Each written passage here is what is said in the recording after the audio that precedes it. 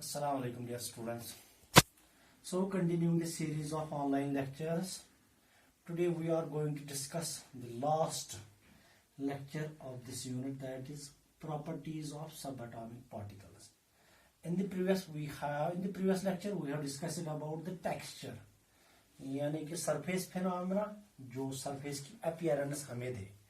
ठीक. In this lecture we are going to discuss the properties of subatomic particles.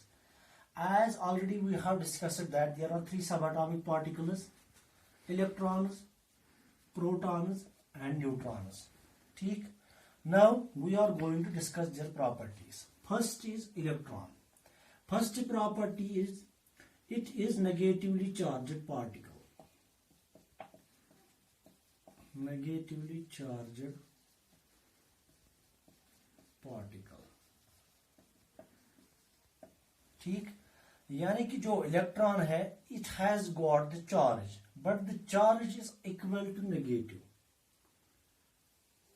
Unit charge है इसका. दूसरी property इसकी, जो ये इलेक्ट्रॉन है ये revolve around the nucleus. Electron जो है वो हमेशा अपना टाइम रिवॉल्वेशन में, यानी कि always in the moment around the nucleus के इर्द गिर्द घूमता है, लेकिन न्यूक्लियस में कभी नहीं आता है. ठीक है. इसकी थर्ड प्रॉपर्टी है मास ऑफ इलेक्ट्रॉन. वो है nearly about 1/2000 times mass of proton, that is 9.1 into 10 raised power minus 31 kg. This is the mass of electron. Three main properties of electron, that is, first, it revolves, it is negatively charged particle. Second, it revolves around the nucleus. Third, its mass is nearly equal to 1/2000 times mass of the proton, or you can say 9.1 into 10 raised power minus 31 kg. One more property of electron is when we are supplying the energy to electron, what is going to happen? जब हम energy किसको देंगे? Electron. तो क्या होगा? It will gain energy, यानी कि energy gain up होगा. तो इससे क्या होगा? इससे या हायर एनर्जी में जाएगा या लोअर एनर्जी में जाएगा. यानी कि जब भी हम इलेक्ट्रॉन को एनर्जी देते हैं तो क्या होगा? इट एब्जॉर्ब्स द एनर्जी, ये एब्जॉर्ब करता है एनर्जी. अब हमारा दूसरा सब एटॉमिक पार्टिकल है प्रोटॉन. डिस्कवर इलेक्ट्रॉन को जे थॉमसन ने डिस्कवर किया था, और जो हमारा प्रोटॉन है इसको डिस्कवर किया गया था गोल्डस्टेन ने through the alpha scattering particles के दरमियान इसको डिस्कवर किया गया था, इन्वेंट किया गया था. ठीक. इसकी पहली प्रॉपर्टी है इसका चार्ज है पॉजिटिव. दूसरी बात, जो प्रोटॉन है, proton always lies inside the nucleus. यानी कि जो मेरा प्रोटॉन है वो हमेशा कहां रहता है? न्यूक्लियस के अंदर रहता है. एज ए रिजल्ट जो न्यूक्लियस का चार्ज है वो भी होता है पॉजिटिव. क्या होता है? न्यूक्लियस का चार्ज भी होता है पॉजिटिव. ये बात समझ आई?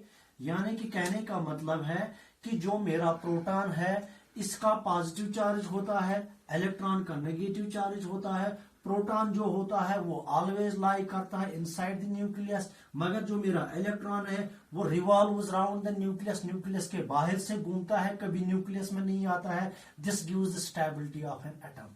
इसके बाद मेरा तीसरा सब एटॉमिक पार्टिकल है जो है न्यूट्रॉन, जो कि चॉडविक ने डिस्कवर किया था इन 1932. ठीक. ये वो पार्टिकल है जिसका ना कोई चार्ज है, इसका कोई चार्ज ही नहीं है, इट इज चार्जलेस. और मास है इसका 1.67 into 10 raised power minus 27 kg. ठीक. That is the same mass of the proton. जो मेरा न्यूट्रॉन है वो चार्जलेस पार्टिकल है. ठीक. इसका मास जो है 1.67 into 10 raised power minus 27 kg.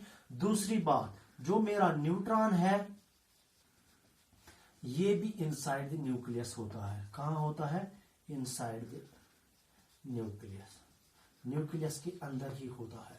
These are the three fundamental characteristics, three fundamental properties of subatomic particles. First, charge electron के लिए नेगेटिव, प्रोटॉन के लिए पॉजिटिव, न्यूट्रॉन के लिए न्यूट्रल। ठीक। दूसरी बात, जो इलेक्ट्रॉन है वो रिवॉल्व करता है around the nucleus, outside the nucleus, ये कभी न्यूक्लियस में आता ही नहीं है। जो प्रोटॉन है ये लाई करता है inside the nucleus, as a result nucleus has got the positive charge.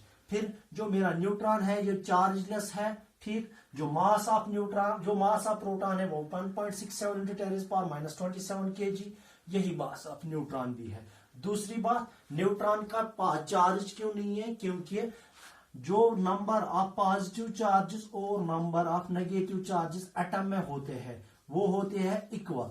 As a result atom itself is electrically neutral, this gives the stability of an atom. ठीक।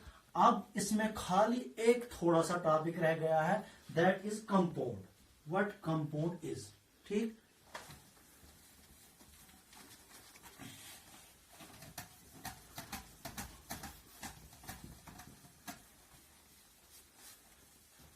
Let us take the example of two things.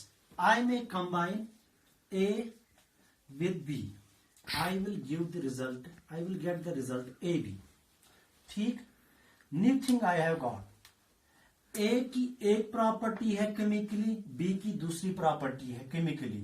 लेकिन जो मेरा तीसरा subject आया है, जो मेरा तीसरा सबस्टेंस आया, it has neither got the properties of A nor got the properties of the B. ठीक।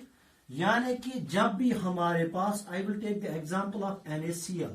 I will get NaCl, sodium chloride. जब मेरे पास सोडियम और क्लोरीन मिक्सअप हो जाएंगे केमिकली, ठीक, क्या हो जाएंगे? Chemically, and I will get the sodium chloride. The properties of sodium chloride are different than from chlorine as well as atom. The combination of these two, formation of a substance due to their different chemical behavior is called a compound. यानी कि compound एक substance है, ठीक, जो दो या दो से ज्यादा एलिमेंट से बना हुआ हो। ठीक। और उसकी जो प्रॉपर्टीज होंगी वो होंगी डिफरेंट इन दो चीजों से, जो दो चीजों से बना हुआ हो। This is called the compound. ठीक। सिंपली एग्जांपल, आपके पास Na है, फिर मैं इसको मिक्सअप कर दूं किसके साथ? Cl के साथ। I will get the new compound, call it as an NaCl. I will get the new substance that is called sodium chloride. The properties of sodium chloride are different from chlorine as well as sodium, and I may call this new thing as a compound. Thank you, dear.